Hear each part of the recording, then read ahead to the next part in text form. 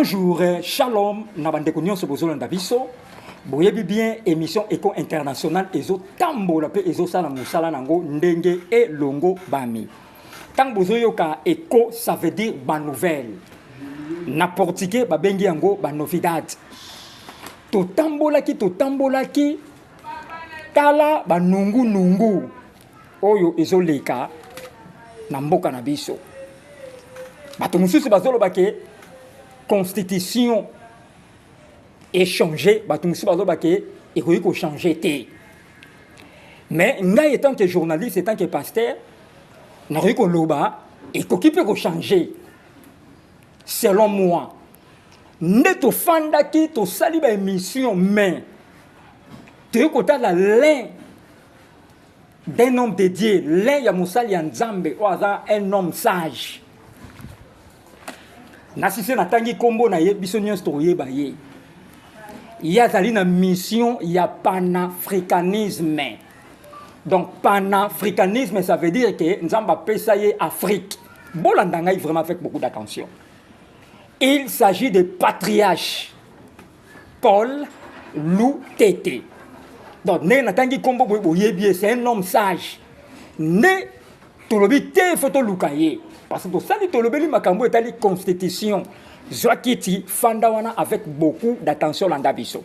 Na gauche nangai directement, nazo présenté, na pesipé l'homme valable mbote. Nengana bosa na yenda simbi dabilili, grâce na yende bokulanda ba image impeccable oyo. Na gauche nanga nazo yamba patriarche Paul Lutete que j'ai dit. Bonjour, shalom. Bonjour, Pasteur Flamme. Bonjour, Banana Nzambe. Balandi émission élite de la prière TV. Basali Nzambe, Congolais. Bonjour, mes salutations à vous tous. Que Dieu vous bénisse. Tobana on a le Sambo. Nzambe, totiki moment où il y a émission na maboko na yo. To pamboli ba ebanso bazolanda biso. Pe ba ebanso oyo bazana bosenga baye ba solo pe batamu sama selon solo. Papa, nous te bénissons, nous te rendons grâce dans le nom de Jésus-Christ. Nous remettons tous les téléspectateurs, baton sur basota la biso, na ba YouTube, na ba TikTok, na maboko na yo to pamboli yo Nzambe pour la mokolo lelo. Toza les 18 mai. Nous rendons grâce à toi dans le nom de Jésus-Christ. Amen. Amen. Hein? Merci. Siko zali Nzamba pambola yo, bomoni patriarche Paul Lutete. Tozolo belakaka makambo etali la constitution. Parce que biso toza pour échanger. Mais ils appellent na bato mususu bazo telemela yango mais biso toza pour échanger. Patriarche l'un des sages de Namboka oyo. Première question ngezali. Nzamba pesa yo panafricanisme. Donc ozana Afrique na maboko na yo. Parce que na 2027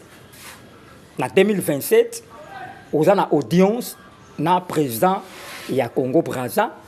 Oza pesa na audience na ya Gabon, ya Burkina Faso, ya Cameroun, ya Maroc, ainsi de suite. Donc ozana ba rendez-vous ebele na mois de juillet.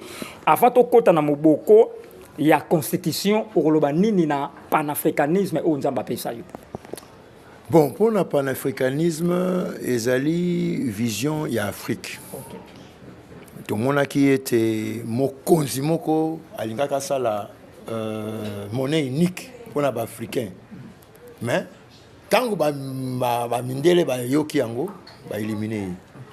Ba o nyoso balingaka que Afrique ezala sous mandat na yango ba ezala organisé basila aka ko wa yango les que biso Nzambe apesi biso susu elan wana ya koyeba ko sala makambo pona mboka na biso d'abord le Congo et puis pour l'Afrique ils ont hasard et puis soko botami congolais c'est pas un hasard. Il faut Congo de sa nature de ses origines oyo Nzambe akelaki mboka oyo asalaki mboka oyo donc mboka oyo il faut yango ebenda ba mboka mususu ya Afrique lokola mutu à train ebenda ba wagon. Très bien. Et cause à la même 15 wagons. Pour n'enlever la vision, il y a Bonzambé. RDC et Banako subventionné au moins 15 pays en Afrique. Voilà la vision, Batumingi va bien monter. Mais avec le temps, il faut comme la capacité, et même ma vision. Ok, merci.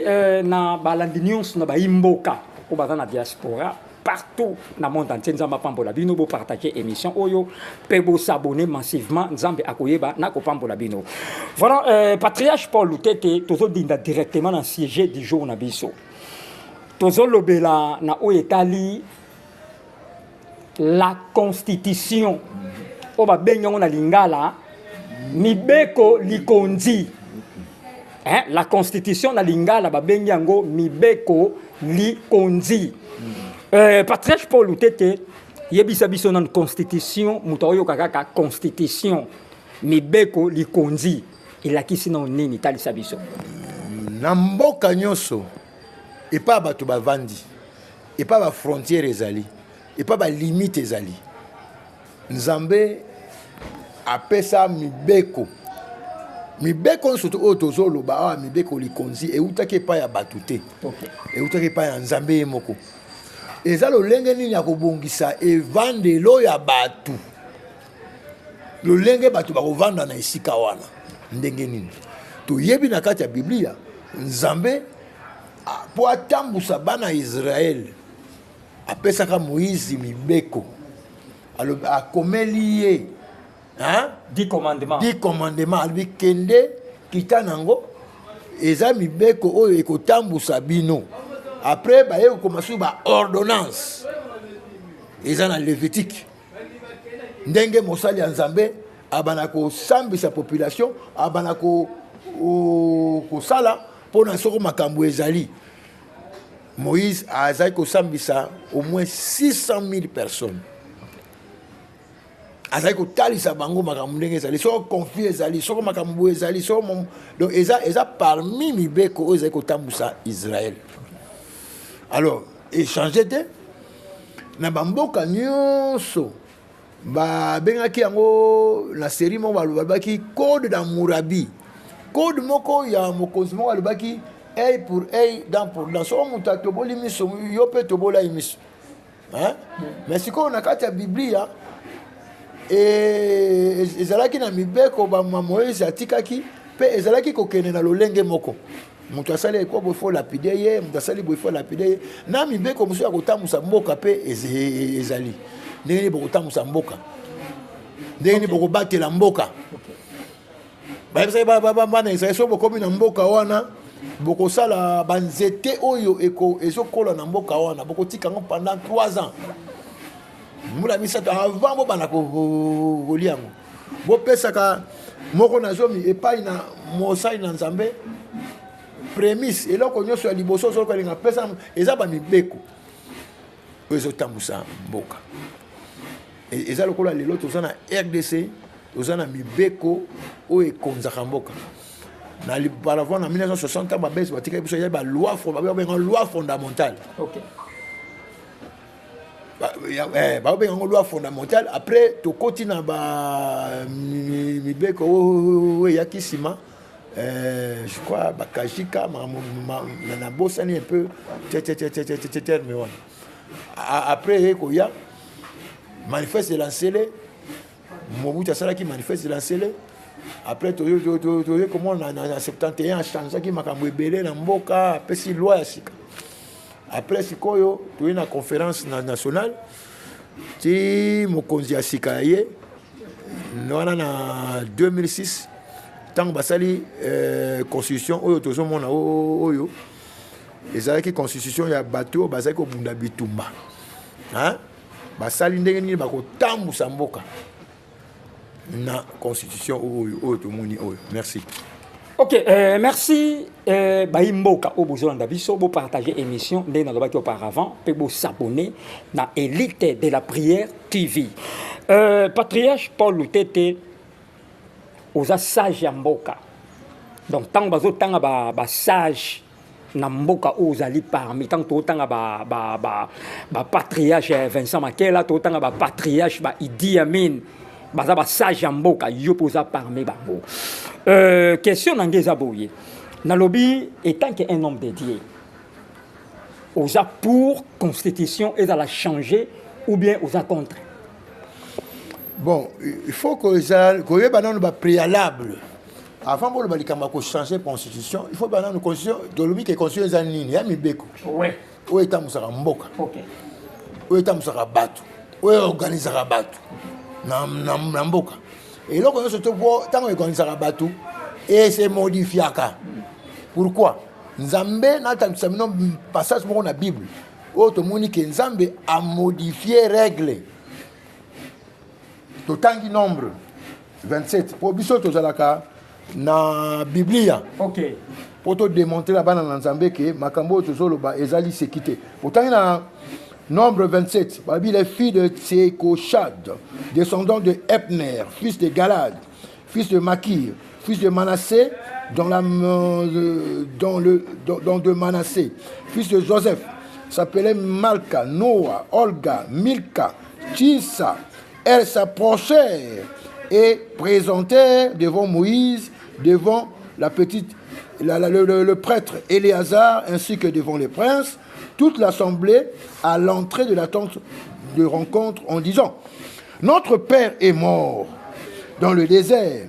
Il ne faisait pas partie de l'assemblée. Et ceux qui sont révoltés contre l'Éternel de la bande de partisans de Corée. Mais il est mort pour son propre péché et il n'avait pas de fils.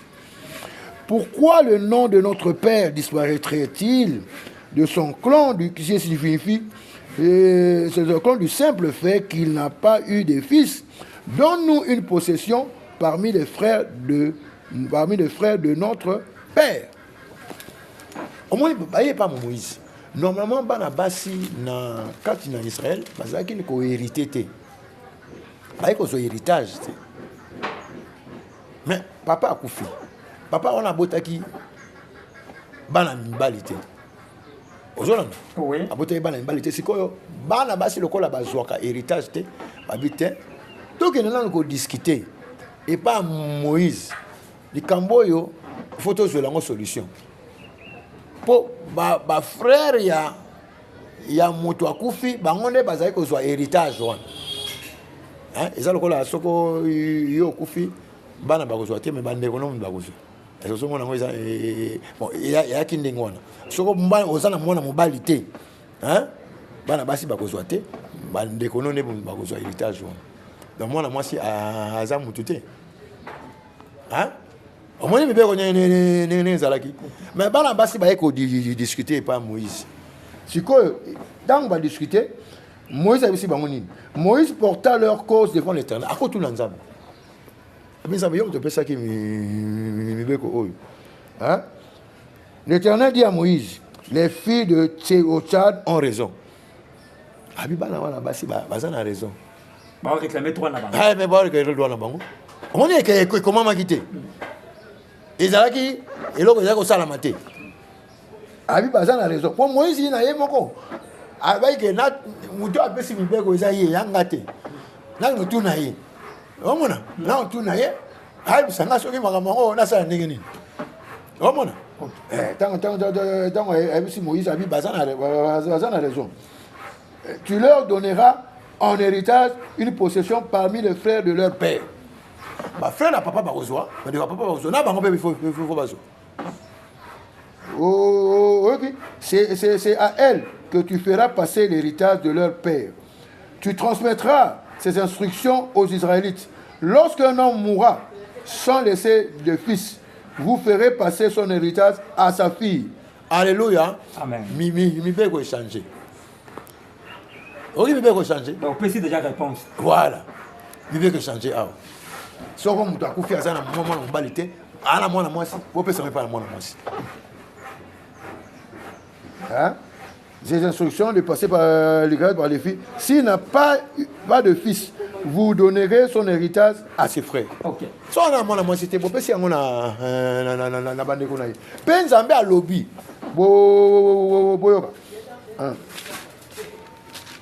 Je m'excuse. S'il n'a pas de frère, vous donnerez ça au frère de son père. Si son père n'avait pas de frère, vous donnerez ça aux plus proches parents dans le clan et c'est qui le possédera. Ça sera en Israël une prescription et une règle comme l'Éternel a ordonné à Moïse. On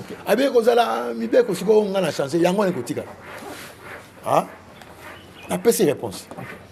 Il y a un élo comme côté, il va dans la séco. Il fait changer. Alors, il faut battre ça mayele. Na linganga na batu, boza batu ça mis à l'image de Dieu. Mais comment même basali nzambe belé. Ah té, va changer constitution té. Le qu'on a qui musicien mon chrétien. Na terre le non. Alors bi abino bo vandi, boza ba lépré, bozo quand il s'abo changer constitution. Mais quand de mais dans là éternel azo changer constitution. Hein? Est-ce que hier peut attendre la constitution? Il n'est pas sage. Est-ce que parce que mais les locaux comment le n'importe quoi dans Katiaché. Ah bon? Mais c'est ça. Comment il peut dire des choses comme ça? C'est simple. C'est autant qui classe. Aux autant la Bible, c'est noir sur blanc. Aux pasteurs déjà, aux censés à autant la Bible. Au monde dans la Bible, il y a des lois qui ont changé. Et puis c'est normal s'il parle de constitution. Parce que tout le bateau qui n'est pas, tout le pas. Basali Nzambe ne bazawana. Tant que mboka ils ont consulté Basali Nzambe. C'est une bénédiction. Oui. C'est une bénédiction. Oyem sanga baba consulter bateau yo balango wa masanga na babutu ba na bakwiti. Mutado raisonner. Mutado raisonner te ba yende ba no consulter. Ba consulter pas parce qu'ils sont sages. Je salue tous ces hommes de Dieu là. On a qui la télévision, surtout notre frère ici, Espérance Makadi, il lit beaucoup de livres, il lit beaucoup. Il est très sage et intelligent. Tant que tu as participé à la sagesse Yamboka, c'est une bénédiction. Totia Makamusu Pembeni, oh boye. Ce sont des gens qui ont servi l'Éternel, qui ont quelque chose à donner en ce pays. Même Papa Léopold Moutou. C'est quelqu'un que Dieu a élevé dans ce pays, c'est tout. Alors, comment quelqu'un peut se hasarder lui que constitution, vous parlez doit changer constitution. Mais non! Et le cognon se change. Attends, nandaku. Soko makambo ezo tambola bien te. Papa azana doit changer mi beko. À partir de l'élo, bana bako takana 21h30. Nandaku. Et là, on a une loi à modifier. Pas mon aïba bieliki. Maman, salarabouye. A changé loi. Téléphone nayo, longola code. Et ça, la loi. Et là, on va changer pour améliorer vie et organisation. Ça ne pas mon. Ok, merci Patriarche. Mais quand vous expliquez Balandi ou Baolanda, parce que Batomique va comprendre mal. Expliquez biso modification na changement. Changement et l'ingolo ba que bolongoli presque makambo belé. Modification ou bien révision bolongoli ba article ndamu ou améliorer. Vous avez compris la différence? Très bien. Changement. Et alors qu'on a beau changer une grande partie.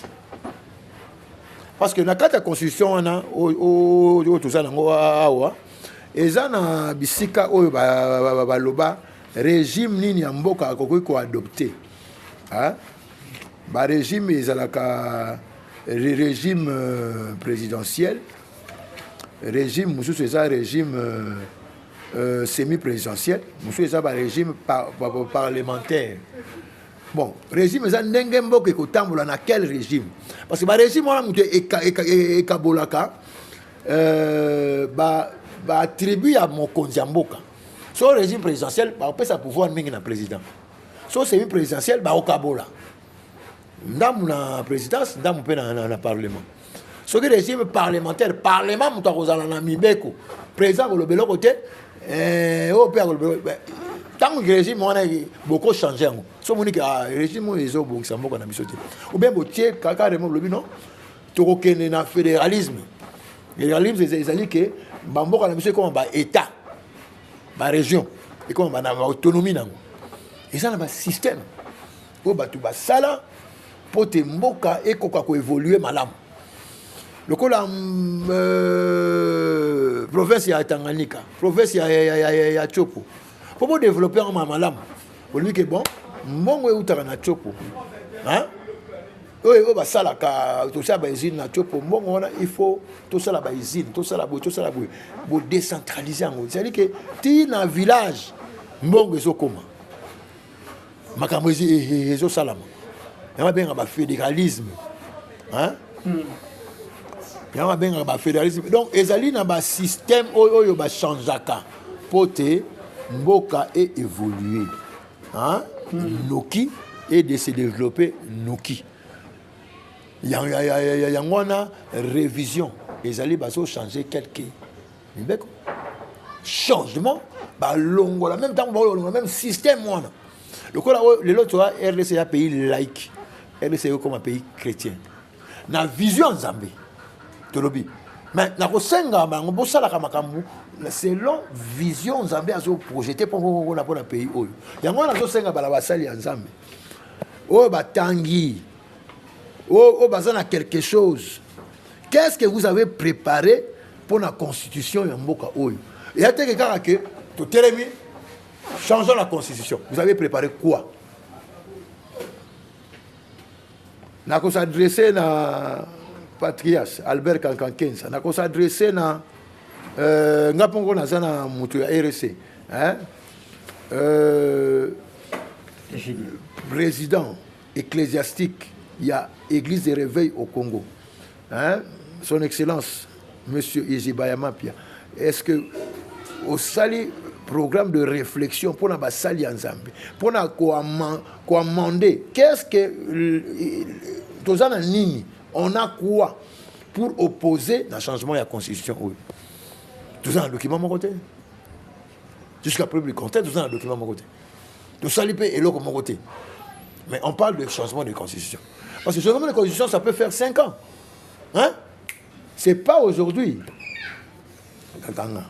C'est pas aujourd'hui que Tokokiko Silissa, changement de constitution. Et ça a la masse populaire. Tant au bureau comme M. Salamaka, il y a des juristes, il y a des pasteurs, il y a des sages, il y a des avocats, il y a des administratifs. Il y a tout le monde qui est là, qui peut émettre son avis. Mais qu'est-ce que vous avez comme document? Bon, Bozo, c'est la constitution, mon collègue, dans le vide, et il y a les binômes, déjà préparés. Ah, ben c'est ça. Parce que la constitution, il faut surtout bandit changement de la constitution. Ça peut nous prendre 5 ans, jusqu'à 2031. Surtout bientôt, se passer minutieusement. Avec le consentement de la partie, surtout la population, surtout la Mayele, réunir Mango, juger Balois. C'est une belle chose pour nous parce que va passer un peu partout. Bagolinga Balois, Moussou Souté. Bagoboyango. Puis Moussala, puis à Parlement.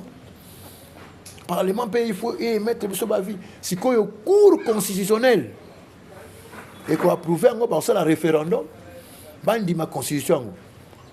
Mais on ne sait pas, est-ce que c'est Salami ou bien Salami? On crie c'est tout changement de constitution, on ne sait pas. Jamais pas moi. Ok, voilà, Maître Daniel Toumba. Au Bazaliba, maître avocat, il y a émission, maître Daniel Toumba, maître Julio Consolata, maître Idi Amin Dinzo Kesha, maître Stani, Senga, pena pesimbote na maître Kambeze, Nzambe a Pambolabino, Jidoka, Yaboga, partager émission, Ndenge Olobaki.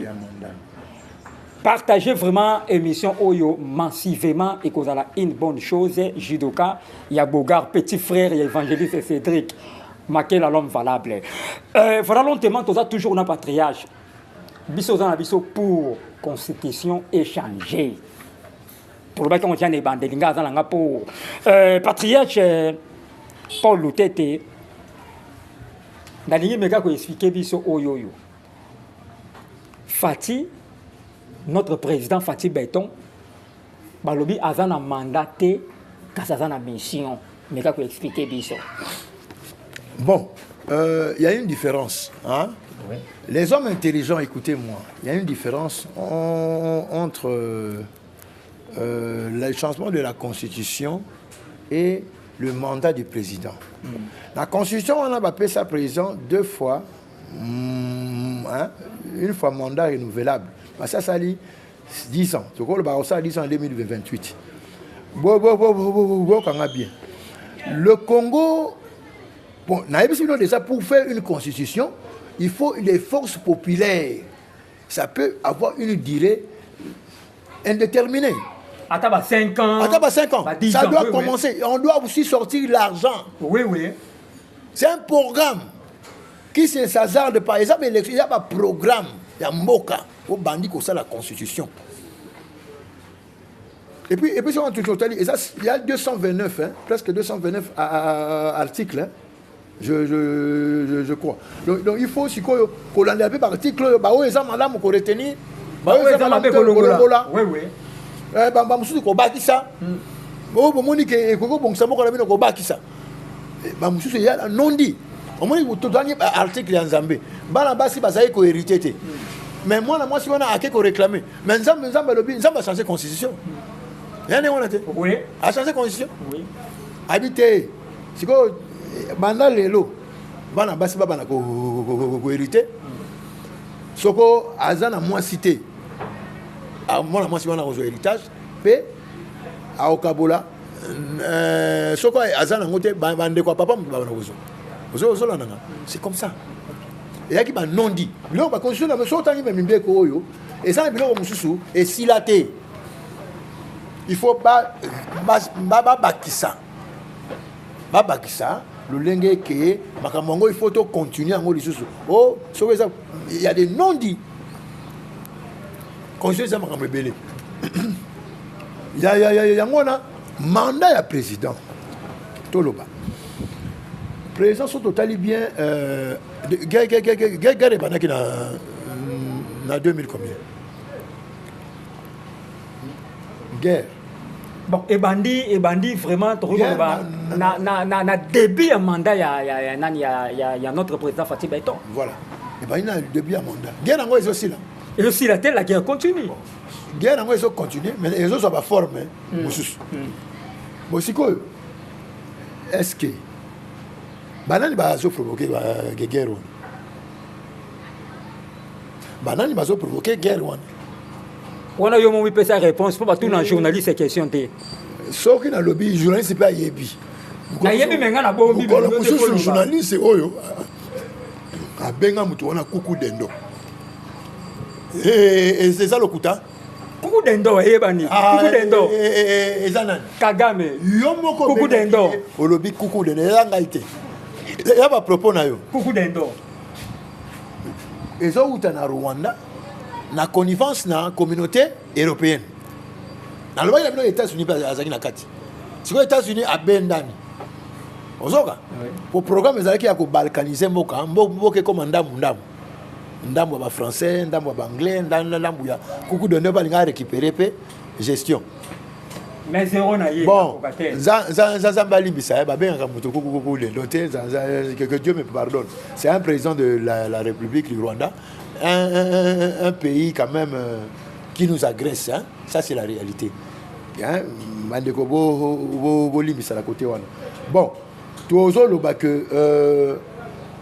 que nous sommes agressés par le Rwanda. Le Rwanda a reçu la procuration de la communauté européenne de faire cette guerre-là.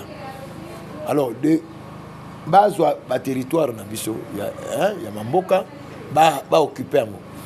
Avec la complicité aussi des Congolais. Hein? Au bazo sala na bango kopwana. États-Unis a se désolidarisé na bango. Ozo mais guerre wana na contexte aux ali. Et ça lokola yo ozana ba ennemi na yo. Hein? Oui. Nzambe ayebisi yo ke abinga flamme na okwesa be ennemi na yo. Hein? Na okwesa be ennemi na yo. Pour beaucoup plus, Zambia a quoi sa bénémie à RDC. yango te bien amen sikoyo mokonzi moko aza wana mokonzi na biso aza wana sikoyo biso tolobake mokonzi wana alongwa mpo ennemi na nakwei te banguna na bakwei te donc mokonzi alongwa esalama te talaka ata yo moko bakonzi yango wana ni bamuseveni bakagame bato nyonso ata bakenya wana baza bahypocrite badongolo miso baza plein na richesse ya mboka oyo bakwei nano te ngai il faut baennemi nyonso bakweya nsima nango dans la mission voilà Fati dans la mission notre président a dans la mission nyonso bakweya so bakwei wana sikoyo ye bochange na bino constitution bochange na bino mandat mais benemi yango tozokende na bango bamosusu ti 2030 bakwera na banzela wana opesi prophétie wana lobi pour RDC développement nango ekobanda penza na 2030 développement ya mboka oyo retenez ça et nanu mboka nanu ata 2028 bokosalaka bagymnastique 2029 2030 RDC va déjà décoller. Oui, ça deuxième fois le de Camboyo. Alors, ça c'est un message à Nzambé. Nzambé, ngana simba kama Kambo Nzambé alobi. Alors, stangu bino bozo mona ndengwana. Siko il faut bo sala nyonso to prolonger mandat ya président oyo. Ça n'a rien à voir avec la constitution. Constitution c'est le comme sous prolongement mandat des élo comme sous. Parce qu'à travailler dans le contexte de la guerre. Est-ce que mais alors, à présent, on a prolongé le mandat, ce n'est que normal. Et on a battu le roi divin, on a encore eu internet, roi divin, Zoya, Zoya, le président Fachi, roi divin, mais on comprendre, bon. Kimbango alobaki mokonzi mo akoya na mboka oyo akozala la puissance politique mais mokonzi ngo nanu akomi prêt akoya te akoya nanu te sikoyo te wana ya ba spéculation ya bato ba fausse prophétie bayebi azara en Angleterre il faut pas que nous jouions en avion tala nani mtayebi sino linga ba prophète musu bolanda la télévision na baza ba sorcier hein baza ba sorcier. Ah non, voilà, il faut Mboko oyo te Mboka oyo soki lelo tout ça dans contexte oyo parce que au moins président Fati a ça l'équilibre pour Mboka oyo bazwango te très bien soki azate hein personnellement, ce que j'ai moi que na chaos, déséquilibre. Et vous en avez déséquilibre. Lui, c'est un Congolais, hein, n'oublie pas. Hein. Oui. Mais il a la nationalité douteuse. Hein. Faites attention. Oui, comment Balobi, mieux vaut expression mon corps, démon oyo yebi que un jour oyo yebite. Oyo yebite, les kama. Ça les kama. Et vous avez nini pour l'interrogation. Yangwana. Baoso balobi assassinat, non ta ba prophète, bazo ya assassinat, ba moni bona. Wana lokuta. Ba ko prolonger mandat na ye. Yangwana biloko wana batu ba ko sala ngo batu ya cour constitutionnelle. Hein? Nazo loba appel na mutu atambusa ka cour constitutionnelle. Je crois que Babi a un pasteur Kakamuleta, je ne sais pas. Hein? Bon, Babi a un pasteur. Bon, et Zali, grâce qu'on s'en va. Un homme dédié. Grâce qu'on s'en va passer là, Nabisika, on a. Bango bagoyi ko leka constitution oyo. Hein? Pour ça, la mina batu. Bango bazak, a même yako, leka yango, basali, prolongement ya mandat na ye. Bango bate, ote yo za profatite. Nous avons la réalité. La vérité, ma campagne. Zambé, Azotalisanga. Il faut pas prolonger mon mandat. Ça n'a rien à voir avec la Constitution. La Constitution, si on est à présent, comme à ça, 7 ans, on a un problème là-bas. Mais ça n'a prolongement de mandat, et ça est dû dans un contexte particulier. Très bien. Et ça, dans le contexte de la guerre. Hein? Yo, guerre est silité. Vous allez au la premier résident. Non, c'est ça la matin. Guerre il faut ici là. Ok. Makambuana, bandungu ndungu tongo na kimia. Wana to vandi, to bandi ko tala siko constitution le bini. Ok. Wana to so que neti de 2031. Ok. Ça m'a pas moula. Merci. Plus 243 98 18 22 616. Numéro nanga plus 243 98 18 22 616. Ou numéro nanga WhatsApp. Patriarche, au lobby bien notre président a dans la mission. Nzamba Pambo la pe abattre la président Abisso Fati Béton. Oyo, Azam Moïse pour Namboka Oyo. Patriarche, nous sommes arrivés à la fin. Message nini aux anango clé oyo ko pesa pona ba imboka na ba konzi bazolanda yo pona to clôturer. Ouais, ba konzi bazolanda biso to kota na culture ya bato mayele. Constitution bato ebele bazolo belango mais ba ebi contenu nango te. C'est quand même pas sérieux. Bo banako sala ba émission, bo banako tangisa bato ba constitution oyo. Masse populaire va s'imprégner. Il y a un mot comme Moussou, Bayebi Bamibeko. Le quoi la mot comme que les États-Unis. Moutoa ma casse pour les Kamibeko azate. Hein? Moutoa ma casse pour les Kamibeko azate. Aux à la général, aux à la nini, Mibeko les Kio. Il faut tout comme en stade one. Il faut vulgariser la constitution. Ou là que ça va tourner une constitution, il faut salama.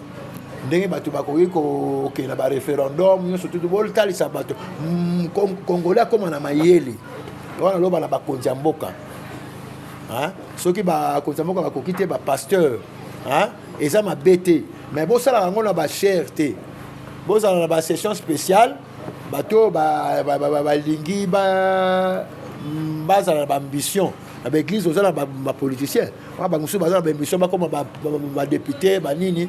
Aussi, ça là bas forum. Oh, vous présenter bah avis na bino. Et ça m'a bêté. Mais bon, le haut de la cherté. Hein? Tout le monde qui souvent le Congo ils ont ça là. Wana batu ya mususu ba lata ba kisi. Na batu mususu ya Nzambe. Est-ce que eko bote lo comment malam? Non non. Il y a un monde qui m'a ramené ça là maki. Alors, le haut de la chair, il faut respecter Dieu. Et wana ça église na ye. Église ya Nzambe. Bon respecter ngo. Bon ça là en dehors pourquoi tout le monde qui ba paka ba kenangi na hauteur du fleuve ba ko ça ba réflexion là bango kuna Wana bien wana bien encadrement privé ba bexi ba ça dans Nzambe boyo ka mais eza biloko moko esila quitté faut continuer moi le temps qui ça mais ce message mais ça deuxième message parce que le ba pona bateau yo ba so parler na lobby na bino mandat ya président ezalaki 5 ans. Mais le président, dans le contexte de la guerre, il y a un contexte d'exception. Mboka est en guerre contre les belligérants. Bon, RDC, ça a changé. Il faut y aller. Et puis, dans une minute, combien de traîtres il y a dans Ndolo? C'est belé. Mais il va trahir Mboka. Bon, nani soki bazali ko trahir mboka te c'est que fatia nga kanga bango te hein mais ce que tu notes comme on ni ba Rwandais ba Burundais bo bazo gérer biso ezane ngwana te mais ce que tant ba kangi ba to surtout bazala ki ba infiltrer ba tie ba on ndolo nani mutu ato pesa mi beko wana nani mutu aso maintenir likamwana. Déjà présenté les garants de la nation. Bah mususu pe bazaraka bazo sillonner nan facilité et le bas franco bando qui va facilité. Mais il faut aussi ça bango nyonso. Pemboka o na ba loi ya sika. Il faut batala mingi ba loi ya nationalité. Hein? Maintenant la nationalité wana ezama flou. Ba na déterminer so za une nationalité boy. Osanda mubwenda prérogative na eza nini? Okosala nini? Et c'est comme ça. Et là, la loi, il faut écouter le changement de la constitution. C'est très important. Parce que les gens ont raté que aux Rwandais, au cas où il y a un poto, au commis Mayele, après aussi passeport congolais au Yawa, Balamoko, Bacheyo, Premier ministre. Ou bien président de la République. C'est que Bissot comme sous tutelle à Rwanda. Tout le monde a un exemple. Hein? Donc c'est un peu ça qu'on sait. Dans l'ambassade de Nzambé, tout le temps, ils allaient bien. Tout le temps. Nzambé a Pambola RDC, a Pambola Balandinanga, a Pambola Batunyoso, gérant ce pays spirituellement et physiquement. En tout cas, beau tchiate, ok, pasteur à Salakate, Sali Nzambé, boza partout, dans le département Nyoso, dans l'administration, boza dans la justice, boza dans le parlement, comme partout dans la présidence. Gérons ce pays avec les lois de Dieu. Imitons ce que Dieu a fait avec Moïse et prônons que notre pays doit devenir un pays chrétien. Et ils allaient en avance. Sans que tu sois projeté tu as déjà volonté en Zambie. Parce qu'il faut tout le temps qu'on a lumière, il y a volonté en Zambie. Tout le temps, tu dois changer. Mais la lumière, la volonté en Zambie. Les Zambie a se glorifier. Merci. Ok, merci. On est avec le patriarche Paul Toyamba qui est dans l'émission Lelo. Na micro, c'était votre humble journaliste, le pasteur Flamme d'Angola. Na caméra, tout à l'heure, qui est évangéliste Cédric Makela, l'homme valable. Na Pessimbote, na bébé ciblé Makela, maman divine. Na Pessimbote, na bébé joyeuse. La petite sœur de Miradi, maman Joëlla Flageau. Et je salue prophétesse Nadine Mwadi, prophétesse Patricia Mansongele, na Pesimbote na basali ya Nzambe oba Olanda biso, apôtre Caleb, Nzambe amonayo, ciao.